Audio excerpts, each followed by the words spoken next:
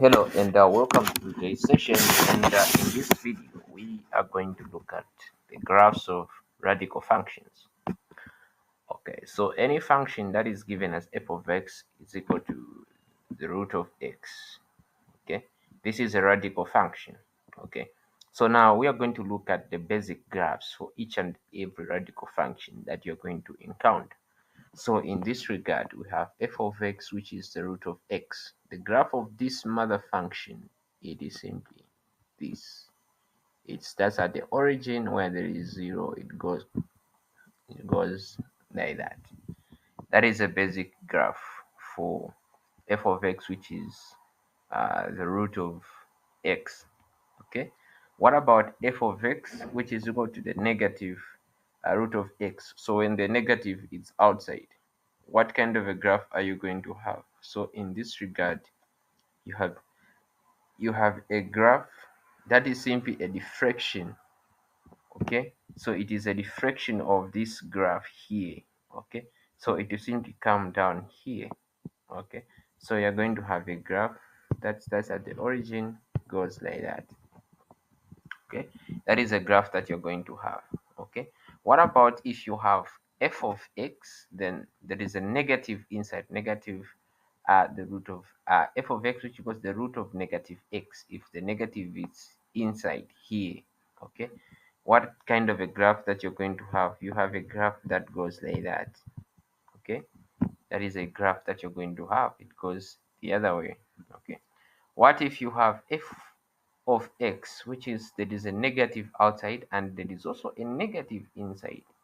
Okay, so what kind of a graph are you going to have?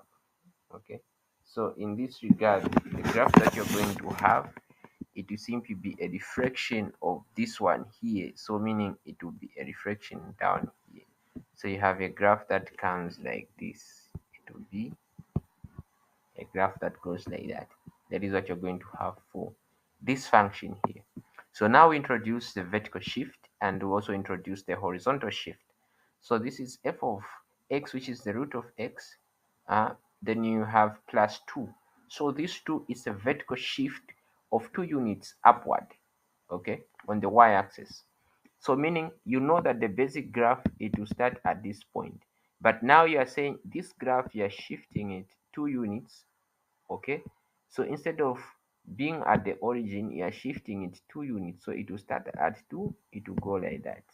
Okay, that is a graph that you're going to have. So it will start at 2, it will go that way. So meaning you're shifting it from 0, which is the origin, 2 units upward on 2 on the y-axis. That is what you're going to have.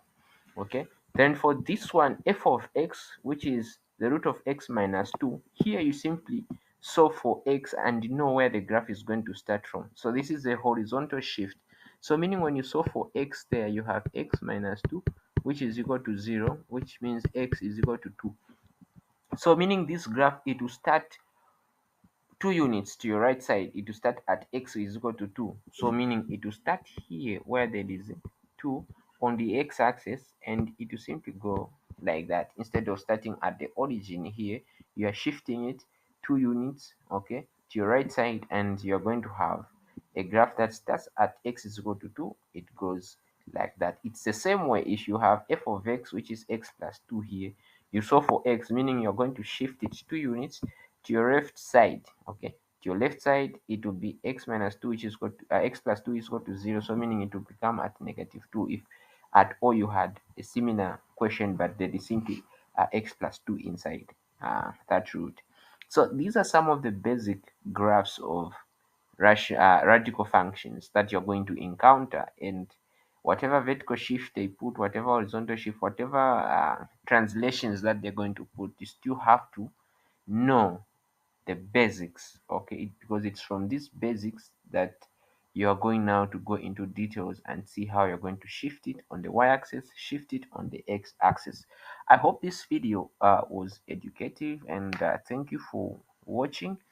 Be sure to join us in the next video where we're going to do more questions on the graphs of radical functions and see how we can actually do the graphs for different kinds of radical functions that you may encounter. Thank you for watching, and be sure to subscribe to our YouTube channel.